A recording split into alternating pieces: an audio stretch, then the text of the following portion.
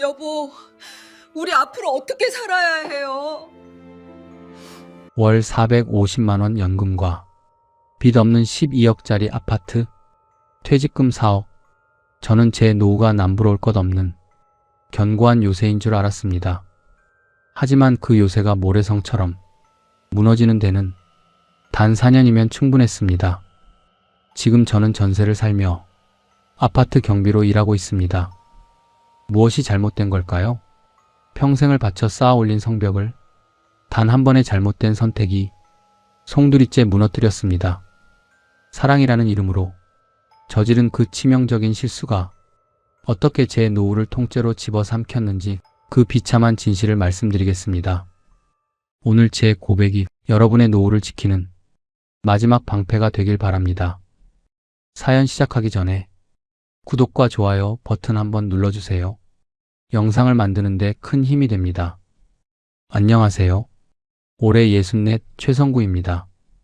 4년 전 은행 부지점장 명함을 마지막으로 책상 서랍에 넣던 그날을 아직도 기억합니다. 33년간 매일 아침 7시 30분에 출근 도장을 찍고 대출 심사 서류에 결제 사인을 하고 고객들의 인생 설계를 도와주던 제가 이제는 누구의 눈치도 보지 않아도 되는 자유인이 된 겁니다. 퇴직할 때 받은 퇴직금 4억 원 남짓, 그 목돈을 보며 우리는 안심했습니다. 처음 몇 년은 그 돈으로 여유롭게 살았습니다. 아들 결혼식도 치르고 손주 돌잔치도 성대하게 하고 골프도 치고 동창회에서 골든벨도 울리며 제법 여유 있는 노후를 즐겼습니다. 그리고 64세가 되던 해 드디어 연금이 나오기 시작했습니다. 제 퇴직연금과 국민연금이 매달 390만 원, 20년간 보험설계사로 일했던 아내의 국민연금 60만 원까지 합치면 월 450만 원이 꼬박꼬박 들어옵니다. 여보, 우리 평생 열심히 일한 보람이 있네. 이제 정말 편하게 살 수 있겠어. 아내의 눈가에 살짝 고인 눈물을 보며 저는 제 인생의 완벽한 마침표를 찍었다고 생각했습니다. 월 450만 원이라는 숫자는 저희 부부에게는 누구도 무너뜨릴 수 없는 요새 같았습니다. 하지만 그 연금이 나오기 전 퇴직 직후 몇 년 동안을 지금 다시 돌이켜보면 참으로 오만하고 어리석은 시간이었습니다. 은퇴 후 평생 꿈꿔왔던 일들을 하나씩 시작했습니다. 월요일엔 골프 모임, 수요일엔 등산 동호회, 토요일엔 대학 동창회. 성구야, 넌 진짜 성공했구나. 은퇴 이후에 이렇게 여유롭게 사니 말이야. 친구들의 부러움 섞인 한마디에 저는 어깨가 으쓱해졌습니다. 33년간 새벽같이 나가 악착같이 일해 벌어 모아온 돈이지 않습니까? 이 정도 누릴 자격은 있다고 생각했습니다. 백화점 식품관에서 마음 편하게 과일을 고르고 동창회에선 가끔 계산서를 먼저 낚아채며 내가 내게 했습니다. 부지점장 출신이 째째하게 더치페이 할 수는 없지 않습니까? 아내도 마찬가지였습니다. 20년 넘게 비가 오나 눈이 오나 고객집을 찾아다니며 보험 설계를 했던 사람입니다. 이제 당신도 편하게 쉬어. 우리 지금 가진 돈이면 충분해. 제 말에 아내는 환하게 웃었습니다. 매일 아침 요가 학원에 다니고 오후엔 수채화 클래스에서 붓을 들었습니다. 여보, 이렇게 사는 게 인생이구나. 진작 은퇴할 걸 그랬어. 아내의 밝아진 얼굴을 보며 저는 제가 잘 준비한 노후라고 자부했습니다. 서울 변두리지만 대출 없이 가지고 있는 자가 아파트, 부부 합산 월 450만 원의 연금. 이것이면 충분하다고, 아니 넉넉하다고 생각했습니다. 그 무렵이었습니다.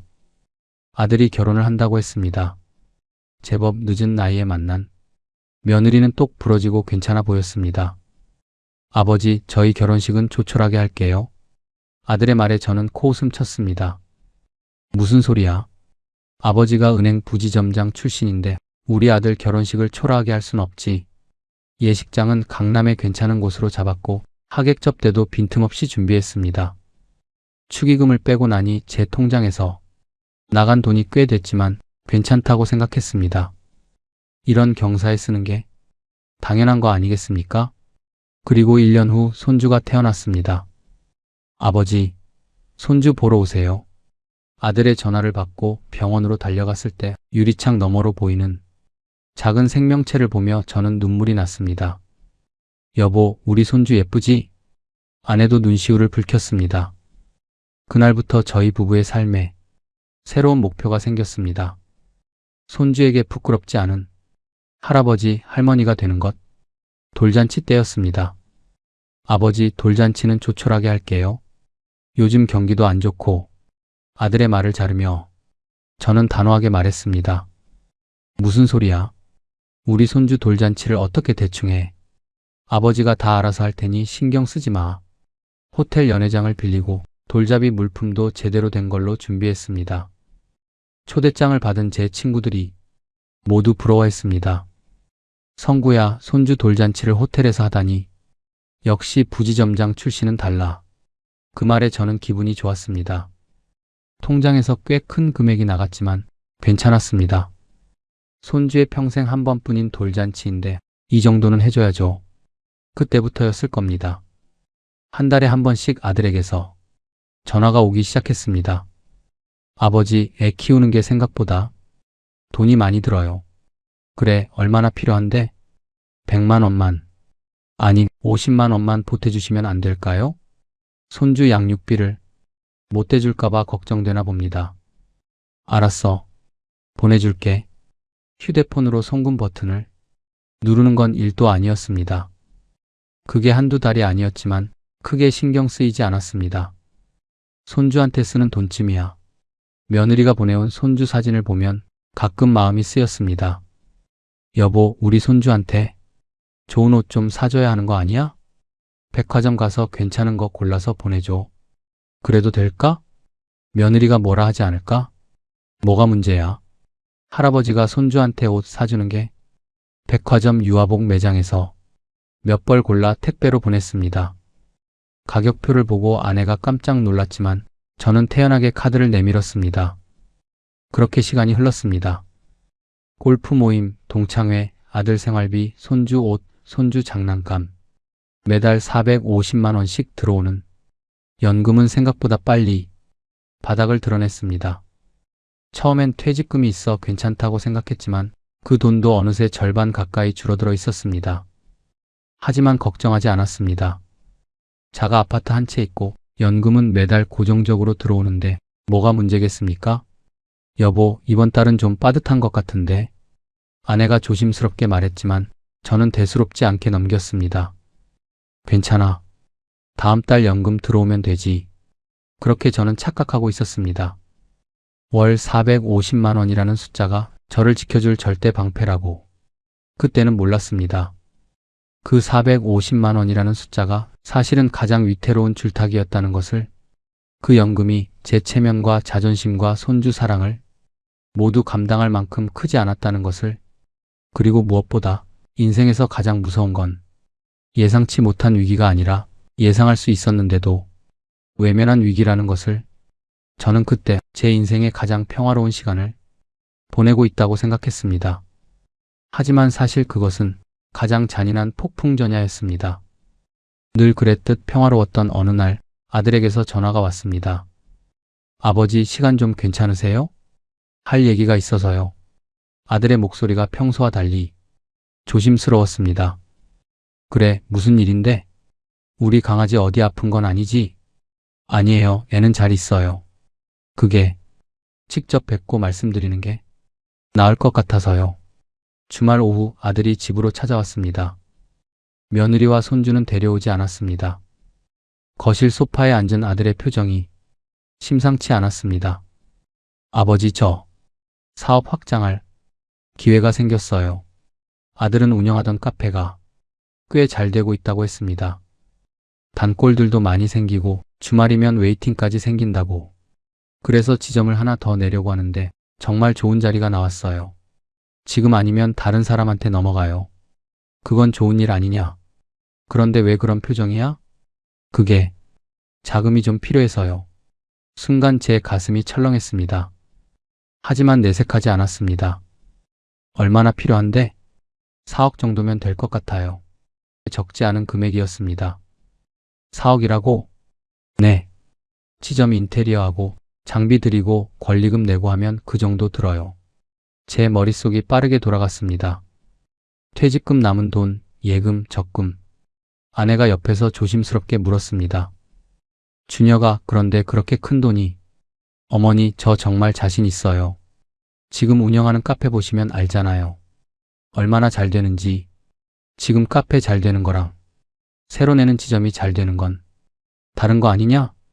제가 조심스럽게 물었지만 아들은 자신만만했습니다. 아버지, 제가 사업 계획서도 다 짜왔어요.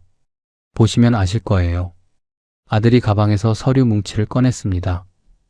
A4 용지에 빼곡히 적힌 숫자들과 그래프들, 예상 매출, 예상 수익률, 투자 회수 기간, 은행 생활하며 이런 서류를 수도 없이 봤지만 제 아들이 내민 서류는 제대로 읽히지 않았습니다.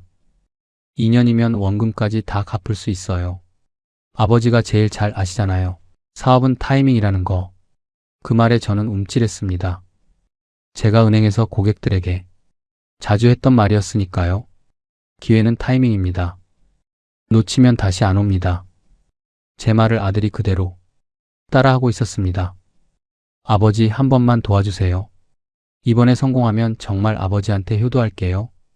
효도는 무슨 그런 거 바라고 도와주는 거 아니다. 알아요.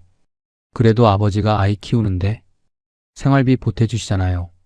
제가 벌어서 이제는 제 힘으로 키우고 싶어요. 아버지 도움 안 받고요. 그 말이 제 마음을 흔들었습니다. 손주를 남들처럼 부족함 없이 키우게 해주고 싶었고 아들이 독립하길 바랐으니까요. 잠깐 아빠랑 얘기 좀 해볼게. 아내와 저는 방으로 들어갔습니다. 여보, 4억이라니. 그건 너무 큰 돈 아니에요? 나도 알아. 근데 우리 손주 생각하면 그래도 우리 남은 돈까지 다 주면 어떡해요? 우리 앞으로 살 날이 얼마나 남았는데. 아내 말이 맞았습니다. 하지만 저는 이미 마음속으로 계산을 하고 있었습니다. 여보, 우리 지금 통장에 퇴직금 남은 거랑 예금 합치면 2억 정도 있잖아. 그걸 다 줄 순 없죠. 그건 우리 마지막 비상금이에요. 알아. 그래서 1억만 주고 나머지 3억은 집 담보로 대출받는 거야. 집을 담보로요? 우리 연금이 450만 원씩 나오잖아. 그 돈으로 이자 내면 돼. 아들이 2년 안에 갚는다잖아. 하지만 여보, 아들 사업에 들어간 돈은 소비가 아니라 투자야. 내가 은행 다니면서 배운 게 뭔데? 이건 스마트한 경제 활동이라고. 제가 스스로를 설득하고 있었습니다. 아니, 착각하고 있었습니다. 통장에 있는 돈은 건드리고 싶지 않았습니다. 그건 우리 부부의 마지막 생명줄이니까요.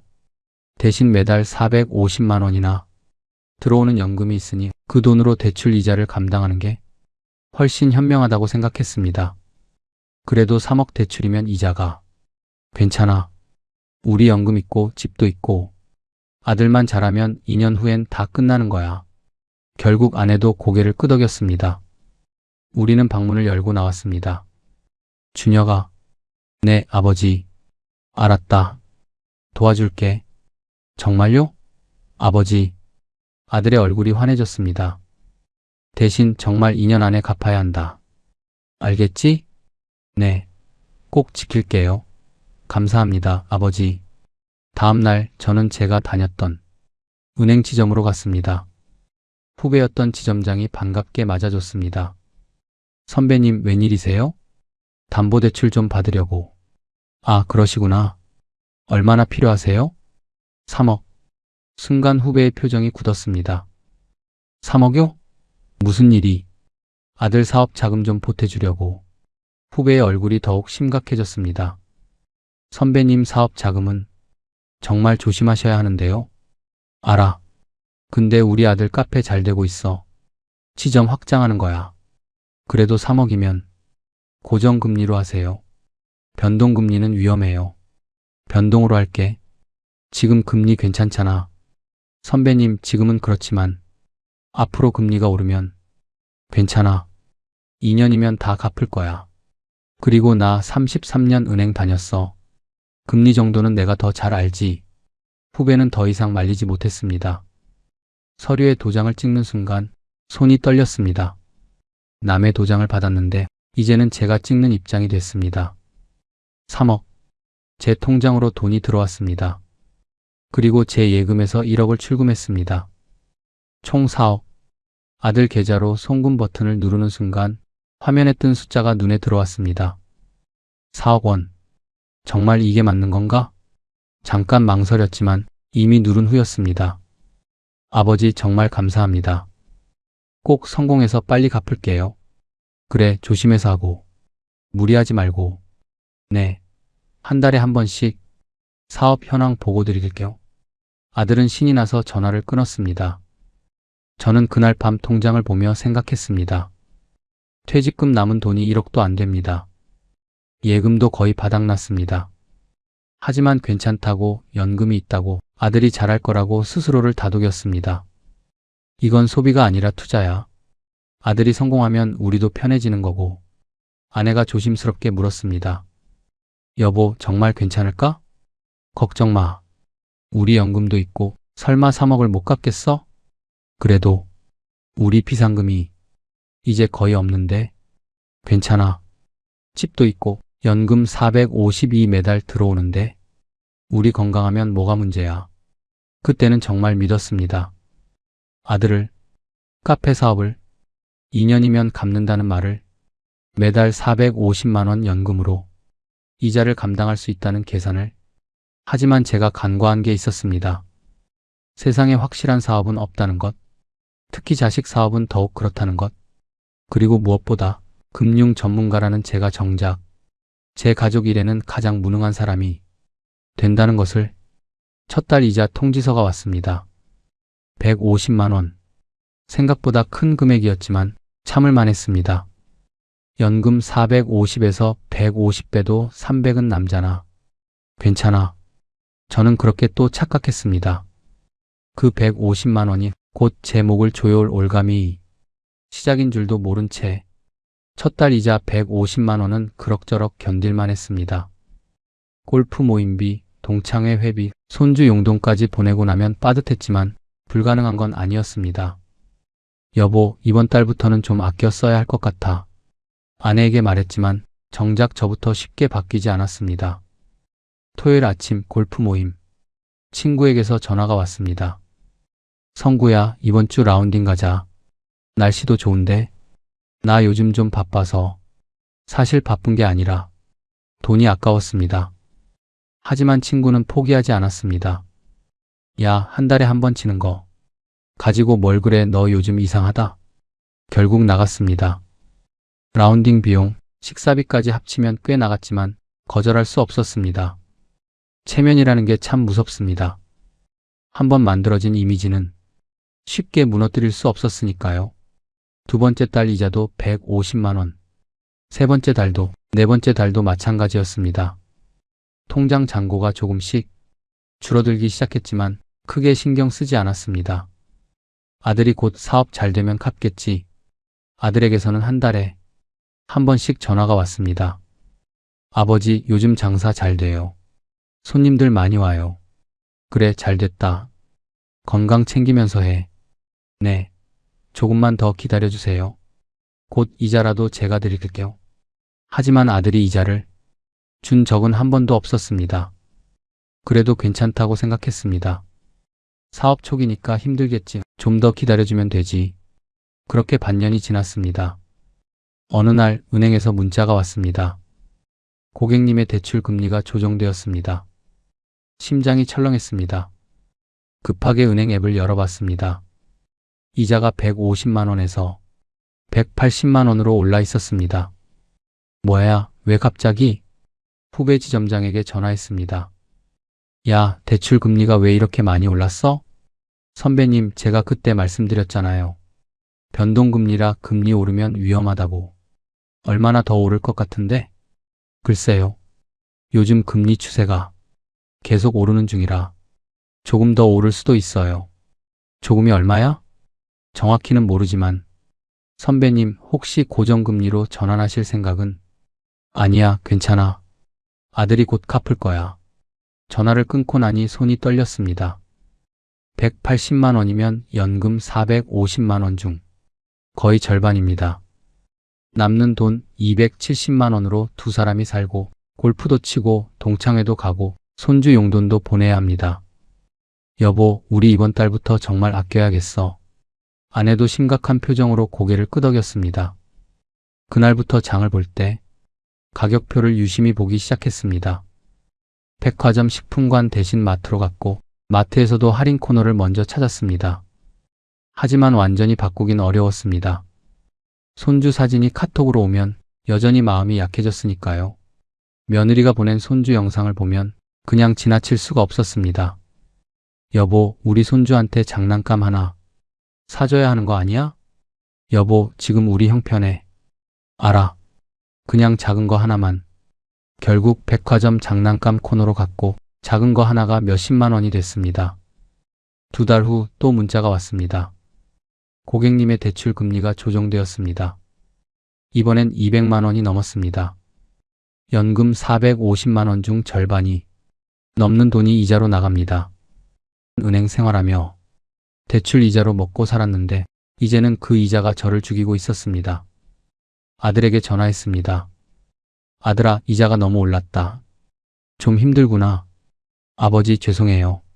제가 요즘 매출이 생각보다 안 나와서 조금만 더 기다려주세요. 사업은 잘 되고 있는 거야? 네. 손님은 오는데 원가가 생각보다 많이 나가서 그래도 곧 안정될 거예요. 전화를 끊고 나니 불안했습니다. 손님은 온다는데 돈은 안 된다니 그게 말이 되나? 하지만 묻지 못했습니다. 아들을 의심하는 것 같아서 그날 밤 통장을 들여다봤습니다. 생활비, 관리비, 통신비, 보험료 내고 나면 거의 남지 않습니다. 골프는 이미 그만뒀습니다. 동창회도 핑계대고 빠지기 시작했습니다. 성구야, 요즘 왜 안 나와? 몸이 안 좋아? 아니야, 그냥 좀 바빠서. 사실 바쁜 게 아니라 계산서가 두려웠습니다. 예전처럼 내가 내게 할 여유가 없었으니까요. 하지만 가장 힘든 건 손주 용돈이었습니다. 아버지, 이번 달 생활비가 좀 부족해서요. 아들의 전화를 받으면 거절할 수가 없었습니다. 손주 얼굴이 떠올랐으니까요. 알았어. 보내줄게. 그러다 보니 통장 잔고는 점점 바닥을 드러냈습니다.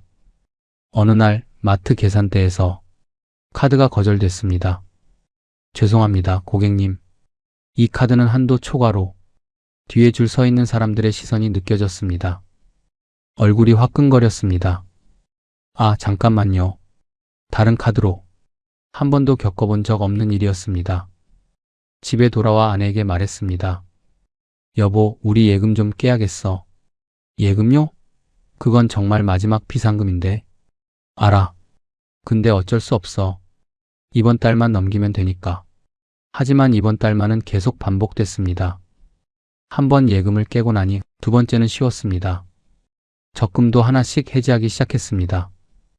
악착같이 모은 돈들이 몇 달 만에 사라졌습니다. 연금 450만 원 중 절반 이상이 이자로 나갑니다. 남은 200만 원으로 두 사람이 어떻게 삽니까? 이건 아니야. 이건 정말 아닌데. 아내가 통장을 보며 눈물을 글썽였습니다. 여보, 우리 어떡해요? 비상금도 거의 다 떨어졌어요. 괜찮아. 집도 있고. 하지만 제 목소리에는 확신이 없었습니다. 그날 밤 저는 계산기를 두드렸습니다. 관리비, 통신비, 보험료, 생활비. 아무리 계산해도 마이너스였습니다. 아들이 빨리 사업 안정되면. 하지만 아들에게서 들리는 건 조금만 더 기다려주세요 뿐이었습니다. 인생 참 아이러니합니다. 평생 대출 이자로 먹고 살았던 제가 이제는 그 이자 때문에 피가 마르고 있었으니까요. 고객들에게 변동금리 조심하세요. 라고 수없이 말했던 제가 정작 제 대출은 변동금리로 받았습니다. 금융 전문가라는 사람이 금리 무서운 줄 몰랐습니다. 아니, 알았지만 외면했습니다. 우리는 다를 거야. 아들이 2년이면 갚을 거야. 그 착각이 이제는 제 목을 조이는 올가미가 됐습니다. 연금은 더 이상 든든한 요새가 아니었습니다. 그저 매달 들어왔다가 은행으로 빠져나가는 허울뿐인 숫자일 뿐이었습니다. 그리고 저는 그제야 깨달았습니다. 노후를 지켜주는 건 연금 액수가 아니라 그 연금을 지키는 능력이라는 것을. 하지만 깨달았을 때는 이미 늦었습니다. 제 통장은 빨간불이 켜져 있었고 비상금은 바닥났으며 매달 250만 원이 넘는 이자가 저를 기다리고 있었습니다. 12월 어느 추운 아침이었습니다. 전날 밤 눈이 내렸고 아침 기온이 영하로 떨어지면서 길이 얼어붙었습니다. 여보, 마트 좀 다녀올게. 냉장고에 반찬이 떨어졌어. 조심해. 길 미끄러울 텐데. 알아요. 금방 올게. 아내가 현관문을 나서는 뒷모습을 보며 저는 거실 소파에 앉아 TV를 켰습니다. 1시간쯤 지났을까요? 핸드폰이 울렸습니다. 모르는 번호였습니다. 여보세요? 환자 보호자시죠? 119 구급대원입니다. 부인께서 넘어지셔서 지금 병원으로 이송 중입니다. 머릿속이 하얘졌습니다. 뭐라고요? 어디 병원이요? 보람병원 응급실로 가고 있습니다. 빨리 와주세요. 손이 떨려 핸드폰을 제대로 잡을 수가 없었습니다. 급하게 옷을 걸치고 택시를 잡아탔습니다. 병원 응급실로 뛰어 들어갔을 때 아내는 침대에 누워 신음하고 있었습니다. 여보, 괜찮아? 아파. 다리가 너무 아파. 아내의 얼굴은 고통으로 일그러져 있었습니다. 의사가 나와서 설명했습니다. 대퇴골 골절입니다. 수술이 필요합니다. 수술이요? 네, 뼈가 완전히 부러졌어요. 일단 정밀 검사 먼저 해보겠습니다. 수술하면 금방 괜찮아질까요? 회복 기간을 거쳐 재활 치료도 받아야 하고요. 최소 3개월에서 길게는 6개월 보셔야 합니다. 머리가 멍했습니다. 그동안 아내는 움직일 수도 없고 누군가 돌봐줘야 한다는 얘기였습니다. 의사는 바쁘게 사라졌습니다. 보호자분, 원무과 가셔서 입원 수속하시고 수술비 상담 받으세요. 간호사의 말에 저는 홀린 듯 원무과 창구로 향했습니다. 은행 생활하며 수억 원이 대출 서류를 만졌던 제가 병원 원무과 직원을 마주하는 게 이렇게 떨릴 줄은 몰랐습니다. 입원 기간이랑 재활 고려하면 1,500만 원 정도 예상하셔야 합니다.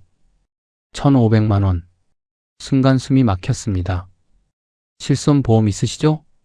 나중에 청구하시면 되니까. 너무 걱정 마세요. 다행히 아내는 보험 설계사를 했으니까 본인 보험은 빠짐없이 드러났습니다. 그게 그나마 다행이었습니다. 수술은 사흘 후로 잡혔습니다. 집에 돌아와 통장을 확인했습니다. 당장 병원비를 내려면 돈이 부족했습니다. 연금 들어온 지 얼마 안 됐는데 이자 나가고 나면 얼마 안 남습니다. 예금은 이미 거의 다 깼습니다. 남은 건 마지막 적금 하나. 손이 떨렸지만 어쩔 수 없었습니다. 다음날 은행에 가서 적금을 해지했습니다. 33년간 모아온 마지막 비상금이 사라지는 순간이었습니다. 수술은 무사히 끝났습니다. 하지만 아내는 한동안 움직일 수 없었습니다. 병실에 누워있는 아내를 보며 저는 처음으로 무력감을 느꼈습니다. 여보, 미안해. 내가 조심했어야 하는데.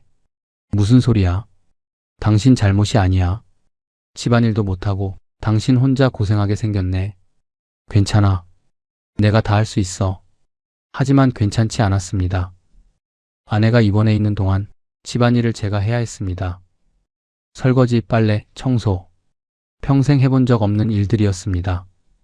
그리고 매일 병원에 가서 아내를 돌봐야 했습니다.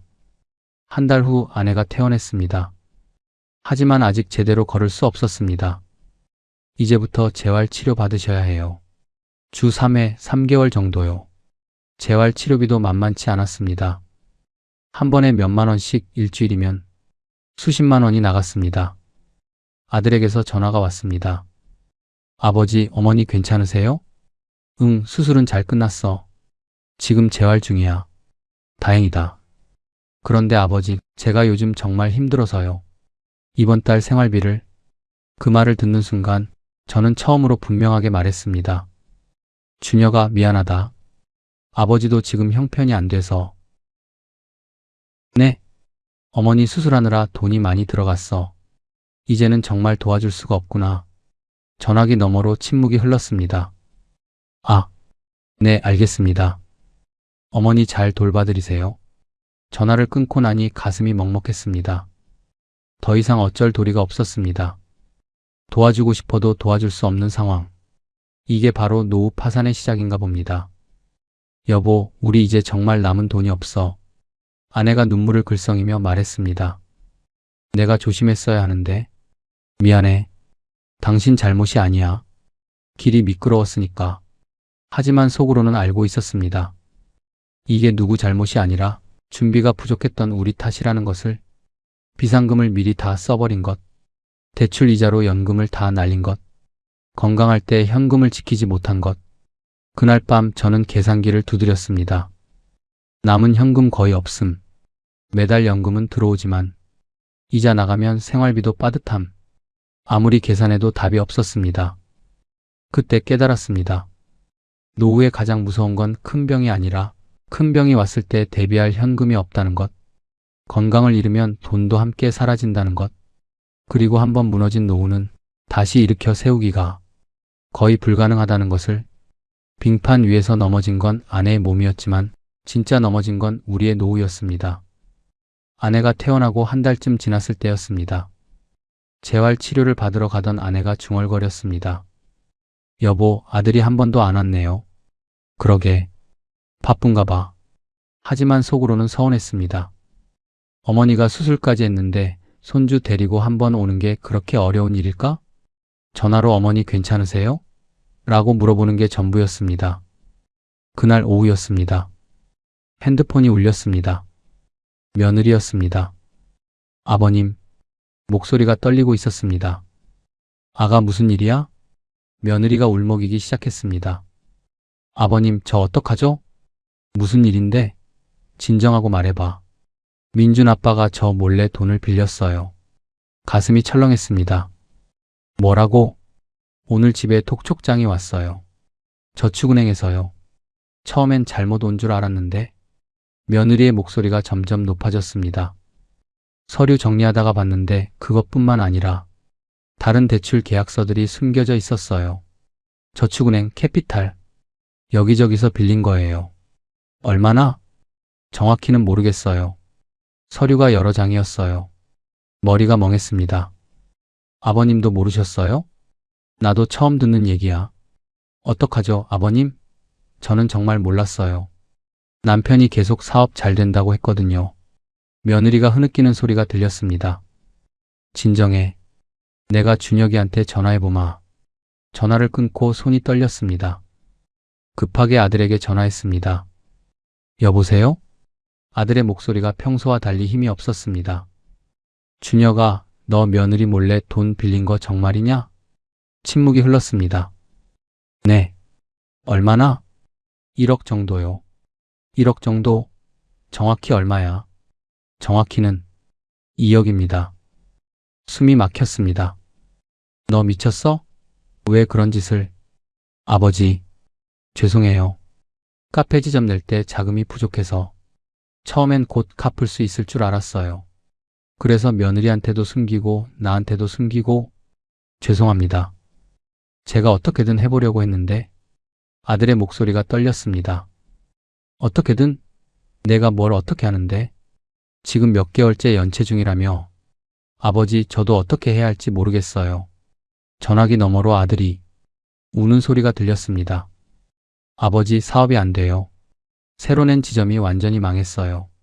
매일 적자만 나요. 그럼 진작 말을 했어야지.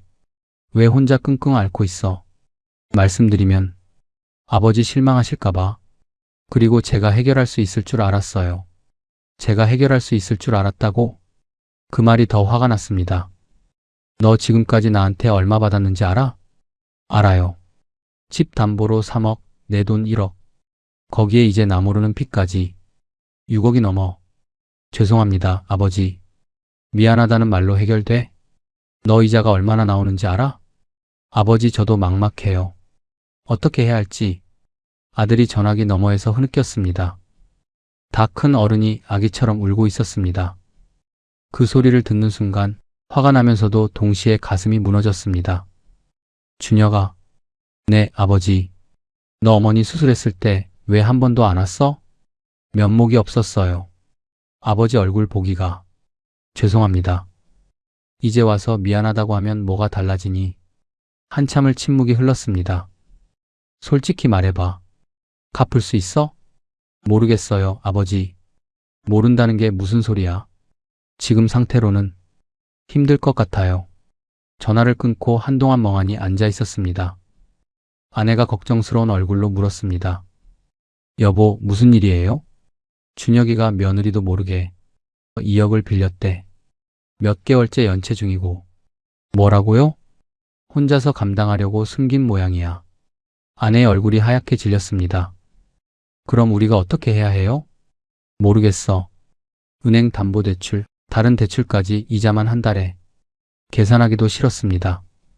그날 밤 잠이 오지 않았습니다. 아들에 대한 감정이 복잡했습니다. 화가 났습니다. 며느리한테도 숨기고 혼자 빚을 키웠으니까. 실망했습니다. 2년이면 갚는다더니 오히려 빚만 늘렸으니까. 서운했습니다. 어머니가 다쳤는데 얼굴 한번 안 비치다. 하지만 동시에 자책했습니다. 내가 아들을 그렇게 키웠구나. 아들이 어릴 때부터 뭐든 다 해줬습니다. 원하는 건 다 사줬고 어려운 일은 제가 해결해줬습니다. 우리 아들은 남들보다 뒤처지면 안 돼. 그렇게 키웠으니 아들도 실패를 받아들이지 못한 겁니다. 혼자서라도 성공해야 한다고, 아버지 실망시키면 안 된다고 생각한 겁니다. 그래서 빚을 숨기고 거짓말을 하고 혼자 무너진 겁니다. 며칠 후 며느리가 찾아왔습니다. 아버님, 죄송합니다. 제가 몰랐어요. 괜찮아. 내 잘못이 아니야. 며느리의 눈이 퉁퉁 부어 있었습니다. 어떡하죠, 아버님? 집에 독촉 전화가 계속 와요. 나도 모르겠구나. 손주가 제게 달려왔습니다. 예전 같았으면 기쁘게 안아 올렸을 텐데 그날은 마음이 무거웠습니다. 이 아이를 위해 내가 뭘 했던가? 호텔 돌잔치, 비싼 옷, 아이를 위한 생활비까지. 생각해보면 그게 손주를 위한 게 아니라 제 체면을 위한 거였습니다. 며느리가 돌아간 후 저는 계산했습니다. 계산기에 나온 숫자를 보고 눈을 감았습니다. 연금 450만 원으로는 이자조차 감당할 수 없었습니다. 여보, 우리 어떡하죠? 아내가 떨리는 목소리로 물었습니다. 집을 팔아야 할 것 같아. 그 말을 하는 순간 뭔가 무너지는 소리가 들렸습니다. 지금까지 지켜온 모든 것이 무너지는 소리였습니다. 아들을 원망하면서도 결국 잘못은 저였습니다. 아들에게 안 된다고 말하지 못한 것, 아들을 믿는다며 현실을 외면한 것, 체면과 자존심에 눈이 멀어 현금을 지키지 못한 것, 그리고 무엇보다 실패를 받아들이지 못하는 아들로 키운 것, 모든 게 제 잘못이었습니다. 집을 팔기로 결정한 날, 아내와 저는 말없이 거실 소파에 앉아 있었습니다. 신혼집으로 들어왔던 이 아파트, 아들이 태어나고 자라고 대학 가고 결혼하기 전까지 함께 살았던 이 집, 이제 떠나야 한다는 게 믿기지 않았습니다. 여보, 정말 다른 방법은 없을까요? 아내가 눈물을 글썽이며 물었습니다. 없어. 이자만 한 달에 300만 원이 넘는데 연금으로 감당이 안 돼. 그래도 우리 집인데. 알아. 나도 알아. 다음 날 부동산에 갔습니다. 매물 내놓으시려고요? 네. 시세가 12억 정도 하는데 요즘 계속 오르는 추세라 더 기다리셔도 좋을 것 같은데 금매로 내놔주세요. 부동산 사장이 놀라는 얼굴로 저를 쳐다봤습니다. 금매요? 네. 빨리 팔아야 해서요. 알겠습니다. 그럼 일단 매물 내놓을게요. 선택의 여지가 없었습니다. 빨리 팔아서 빚을 갚아야 했습니다. 매물이 나간 지 일주일 만에 연락이 왔습니다. 12억에 사겠다는 분이 계세요. 좋습니다. 계약서에 도장을 찍는 날 손이 떨렸습니다. 하루아침에 남의 것이 되는 순간이었습니다. 잔금 날이 왔습니다. 통장에 12억이 찍혔습니다. 기쁘지 않았습니다. 오히려 비참했습니다. 그 돈은 온전히 제 것이 아니었으니까요. 부동산 중개 수수료, 세금을 내고 은행으로 갔습니다. 담보대출 3억 전액 상환하겠습니다. 네, 고객님. 잠시만요. 원금 3억의 연체 이자 포함해서 총 3억 2천입니다. 통장에서 그 돈이 빠져나가는 걸 보며 가슴이 답답했습니다. 아들과 함께 저축은행으로 갔습니다. 2억 전액 상환하겠습니다. 네, 고객님. 연체료 포함해서 2억 5천만 원입니다.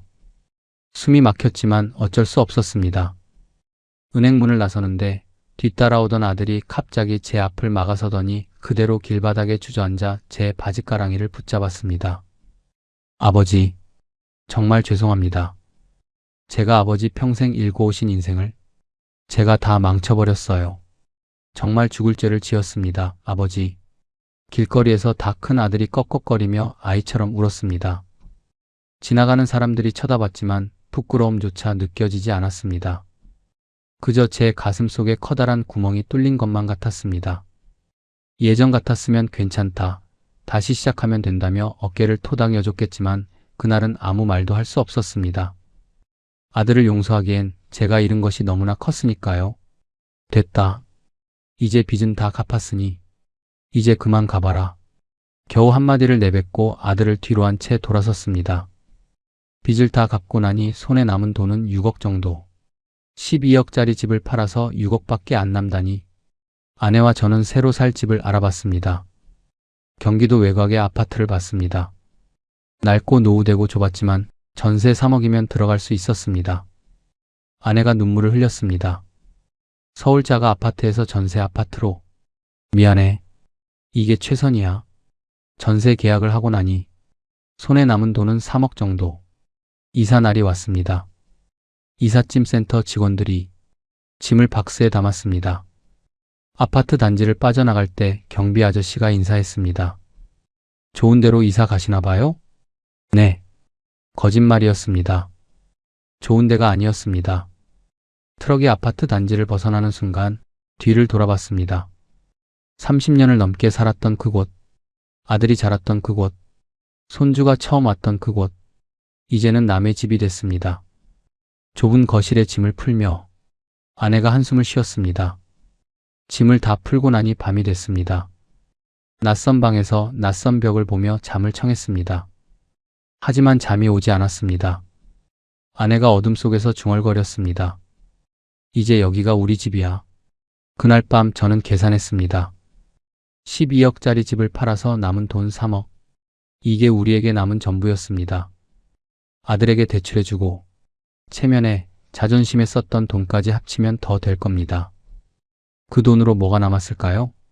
돌아오지 않는 노후자금, 연락이 뜸해진 아들, 보고 싶어도 볼 수 없는 손주, 전세 아파트에서의 새로운 삶. 아내가 부엌에서 아침을 준비하다가 한숨을 쉬었습니다. 그날 오후 아들에게 문자를 보냈습니다. 이사 끝났다. 주소 보낸다. 한참 후에 답장이 왔습니다. 네, 아버지. 조만간 갈게요. 하지만 아들은 오지 않았습니다. 일주일이 지나도 한 달이 지나도 창피해서 못 오는 걸까요? 아니면 이제 필요 없어서 안 오는 걸까요? 어느 쪽이든 가슴이 아팠습니다. 저는 그날 깨달았습니다.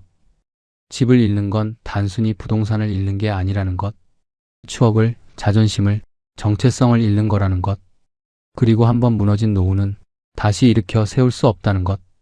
12억짜리 아파트에 살던 은행 부지점장 출신 최성구는 그날 사라졌습니다. 이사 온 지 2달이 지났습니다. 처음엔 낯설었던 좁게 느껴졌던 공간도 이제는 조금씩 익숙해졌습니다. 따뜻했고 좁지만 우리 둘이 살기엔 충분했습니다. 아내의 다리도 많이 좋아졌습니다. 재활 치료 덕분에 이제는 불편함 없이 걸을 수 있게 됐습니다. 여보, 나 이제 괜찮아요. 천천히 해. 무리하지 말고. 괜찮아요. 오히려 가만히 있으니까 더 답답하더라고요. 그날 오후였습니다. 초인종이 울렸습니다. 문을 열었을 때 아들이 서 있었습니다. 며느리와 손주도 함께였습니다. 아버지. 아들의 눈이 빨갛게 충혈돼 있었습니다. 들어와. 거실로 들어온 아들은 그 자리에 무릎을 꿇었습니다. 아버지, 어머니, 정말 죄송합니다. 며느리도 함께 고개를 숙였습니다. 일어나. 왜 그래? 말씀드릴 게 있어요. 아들의 목소리가 떨렸습니다. 아버지, 제가 정말 잘못했어요. 사업이 이 지경이 될 때까지 말씀 못 드린 것, 빚을 숨긴 것, 어머니 다치셨을 때도 제대로 돌보지 못한 것, 아들이 울먹이기 시작했습니다. 창피했어요. 아버지는 저한테 다 주셨는데 저는 그걸 다 날려버렸잖아요. 얼굴을 들 수가 없었어요. 아버지 실망시킨 게 너무 죄송해서, 도저히 뵐 면목이 없어서. 근데 그게 더 큰 잘못이었어요. 며느리가 말했습니다. 아버님, 어머님, 저희가 정말 잘못했어요. 남편이 혼자 끙끙 앓고 있는 걸 저도 몰랐어요. 제가 더 잘 봤어야 하는데. 아니야. 내 잘못이 아니야. 아들이 고개를 들었습니다. 아버지, 저 카페 다 정리했어요. 문 닫았어요. 그래? 네. 더 이상 빚을 키울 수 없었어요. 이제는 작은 회사에 취직했어요. 월급은 많지 않지만 조금씩이라도 아버지께 받은 빚 갚으려고요. 월급 350만 원 받아요. 거기서 생활비 쓰고 남는 돈은 다 모아서 아버지한테 드릴게요. 준혁아, 아버지, 어머니 노후를 제가 망쳐버렸어요. 집까지 팔게 만들었어요. 제가 아들의 말을 끊었습니다. 여기가 어때서? 여긴 우리 집이야. 작아도 따뜻한 우리 집이고. 하지만 너 때문에 여기 온 게 맞아. 근데 너만 잘못한 건 아니야. 아들이 눈을 들었습니다. 나도 잘못했어. 널 말리지 못했고 오히려 내 체면 유지하느라 널 벼랑 끝으로 등 떠민 건 나였다. 아내가 말했습니다. 우리도 욕심이 컸어.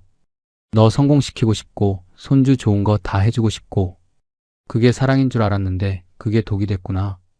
어머니, 이제 그만하자. 지난 일은 지난 일이고 앞으로가 중요하지. 손주가 제게 다가왔습니다. 가슴이 뭉클했습니다. 아이가 뭘 잘못했다고. 너는 잘못한 거 없어. 할아버지가 우리 강아지 많이 보고 싶었어. 손주를 안아 올렸습니다. 한참을 그렇게 있다가 아들이 물었습니다. 아버지, 요즘 뭐 하세요? 일자리 알아보고 있어. 일요? 아버지가요? 그래. 64시면 아직 일할 나이잖아. 하지만 연금만으론 부족해. 그리고 가만히 있으니까 답답하더라. 제가 할 수 있는 일은 많지 않았습니다. 그래도 뭐라도 해야 했습니다. 며칠 전 아파트 경비 일을 시작했습니다. 월급 220만 원, 연금 450만 원과 합치면 670만 원. 아버지, 그렇게까지 하실 필요 없는데. 필요 있어. 그리고 일하는 게 좋더라. 몸도 건강해지고. 아내가 말했습니다. 저도 다시 일 시작하려고요. 이제 다리도 많이 좋아졌어요. 어머니도요? 응. 보험 설계사 일 다시 해볼까 해. 예전 고객들한테 연락해보면 될 것 같아. 하지만 어머니 건강이. 괜찮아. 오히려 일하는 게 나을 것 같아. 집에만 있으니까 자꾸 우울해지더라. 아들이 눈물을 흘렸습니다. 아버지, 어머니, 정말 죄송해요. 그만 울어. 이제 우리 다시 시작하는 거야. 다시요? 그래. 연금에 우리 둘이 벌면 두 사람이 살기엔 차고 넘치지. 아내가 웃으며 말했습니다. 맞아. 조금씩 다시 모으면 돼. 우리 아직 젊어. 젊긴 무슨. 64인데. 64이면 젊은 거야. 요즘 100세 시대잖아. 우리 앞으로 15년은 더 일할 수 있어. 아들이 고개를 숙였습니다. 제가 조금씩 드릴게요. 너는 내 가족 챙겨. 아이 키우는데 돈 많이 들어가잖아. 그리고 아끼면서 살아, 모으면서 이제는. 하지만 너는 내 인생 살고 우리는 우리 인생 살아. 이제는 그렇게 해야 해. 그날 아들 가족이 돌아간 후 아내와 저는 창밖을 봤습니다. 아파트 창문으로 보이는 풍경. 예전 아파트에서 뷰는 아니었지만 나쁘지 않았습니다. 여보, 우리 정말 괜찮을까요? 괜찮아. 일할 수 있을 때 더 벌면 돼. 건강하면 다 괜찮아. 그래요. 건강이 제일 중요하죠. 그리고 욕심 안 부리면 돼. 우리 둘이 먹고 사는 건 어렵지 않아. 저는 경비 일을 시작했습니다. 아내도 옛 고객들에게 전화하기 시작했습니다. 아내의 밝은 목소리가 집안을 채웠습니다. 다시 시작하기엔 늦은 나이일 수도 있습니다. 하지만 포기하기엔 이른 나이이기도 합니다. 12억 아파트는 잃었지만 우리에겐 아직 건강이 있었습니다. 연금이 있었고 일할 의지가 있었습니다. 그리고 무엇보다 다시는 같은 실수를 하지 않겠다는 다짐이 있었습니다. 아침 6시면 일어나 출근합니다. 처음엔 낯설었던 일상이 이제는 자연스러워졌습니다. 아내도 보험 설계사 일을 다시 시작했습니다. 옛 고객들이 반가워했고 새 계약도 조금씩 따냈습니다. 여보, 이번 달 실적 괜찮았어요. 수당 80만 원 나왔어요. 잘했네. 무리하지는 말고. 괜찮아요. 일하니까 오히려 기분이 좋아요. 우리 부부의 수입은 예전 연금 450만 원보다 훨씬 많은 돈입니다. 여보, 우리 이렇게 벌면 다시 모을 수 있겠어요. 그래. 천천히 가자. 매달 저축하기 시작했습니다. 큰 돈은 아니지만 차곡차곡 쌓이고 있습니다. 어느 주말 오후였습니다. 아들이 찾아왔습니다. 아버지, 이번 달 월급 받았어요. 이거 받으세요. 봉투를 내밀었습니다. 이게 뭐야? 50만 원이에요. 많지 않지만 조금씩 드릴게요. 너 생활비는 괜찮아? 네. 아내도 일 시작했어요. 저희도 벌면 되죠. 아들의 얼굴이 예전과 달라 보였습니다. 더 단단해졌고 더 진지해졌습니다. 예전처럼 비싼 옷을 입지 않았지만 건강하게 자라고 있었습니다. 지난밤 저는 이 모든 일을 돌이켜봤습니다. 은행을 퇴직하고 월 450만 원 연금을 받기 시작했을 때 저는 제 노후가 완벽하다고 생각했습니다. 하지만 착각이었습니다. 연금 액수가 아니라 그 연금을 어떻게 지키느냐가 중요했습니다. 저는 체면 유지에 돈을 썼습니다. 골프, 동창회, 골든벨, 은행 부지점장 출신이 째째하게 살 순 없지. 그 자존심이 매달 몇 백만 원을 날렸습니다. 우리 손주 남들보다 부족하게 키울 순 없지. 그 사랑이라는 이름의 허영이 퇴직금을 갉아먹었습니다. 아들 사업에 큰 돈을 줬습니다. 투자지, 소비가 아니야. 2년이면 돌려받아. 그 믿음이 우리 집을 빼앗아 갔습니다. 가장 큰 실수는 비상금을 지키지 못한 것이었습니다. 연금이 매달 들어오는데 예금 좀 깨면 어때? 그렇게 33년 모은 돈을 몇 년 만에 다 썼습니다. 그리고 아내가 다쳤을 때 손에 쥔 게 없었습니다. 지금 이 영상을 보시는 여러분, 특히 은퇴를 준비하거나 막 은퇴하신 분들께 말씀드리고 싶습니다. 첫째, 연금은 마지막 방패입니다. 월 100만 원이든 500만 원이든 중요한 건 액수가 아니라 그 돈을 얼마나 오래 지킬 수 있느냐입니다. 저는 월 450만 원이 충분하다고 생각했지만 4년 만에 무너졌습니다. 둘째, 욕심을 줄이고 씀씀이를 줄이셔야 합니다. 체면, 자존심, 남의 시선, 그런 것들에 쓴 돈은 위기가 왔을 때 아무런 방패가 되지 못합니다. 제가 골프에, 동창회에 쓴 수천만 원이 있었다면 아내 수술비를 걱정하지 않았을 겁니다. 셋째, 자식 사랑에도 선을 그으십시오. 여러분의 노후를 희생하면서까지 도와줘선 안 됩니다. 자식은 스스로 일어서야 하고 여러분은 여러분의 삶을 지켜야 합니다. 넷째, 건강을 지켜야 자산도 지켜집니다. 노후엔 돈보다 건강이 먼저입니다. 건강을 잃으면 돈도 함께 사라집니다. 다섯째, 현금을 지키십시오. 연금 나오니까 괜찮아. 집도 있고. 그렇게 생각하다가 비상금을 다 쓰면 위기가 왔을 때 손 쓸 방법이 없습니다. 현금이 있어야 바로 대비할 수 있습니다. 마지막으로 늦었다고 생각할 때가 제일 빠릅니다. 저는 64세에 다시 일을 시작했습니다. 일하는 게 수치가 아니라 자랑이라는 걸 다시 알았으니까요. 건강하게 일할 수 있다면 우리에게 아직 시간은 많이 남았습니다. 충분히 다시 일어설 수 있습니다. 숫자로만 보면 실패한 인생입니다. 하지만 저는 이제 압니다. 집의 크기가 인생의 크기가 아니라는 것, 통장 잔고가 인생의 가치가 아니라는 것, 건강하게 일할 수 있고 사랑하는 사람들과 함께 할 수 있다면 그것만으로도 충분하다는 것. 여러분, 제 실수를 반복하지 마십시오. 노후는 준비한 만큼 오는 게 아니라 지킨 만큼 옵니다. 여러분의 노후가 저처럼 무너지지 않기를 진심으로 바랍니다. 아내와 손을 잡고 걷는 아파트 단지 산책로. 중요한 건 집의 크기가 아니라 함께 걷는 사람이니까요. 우리는 다시 시작했습니다. 늦었지만 포기하지 않았습니다. 그리고 이제 압니다. 진짜 노후 준비는 돈을 모으는 게 아니라 욕심을 버리는 것이라는 걸. 부족한 제 이야기가 조금이나마 와닿으셨다면 구독과 좋아요 버튼으로 응원 부탁드립니다. 여러분의 노후에 평안이 깃들기를 진심으로 기원합니다. 끝까지 시청해주셔서 감사합니다.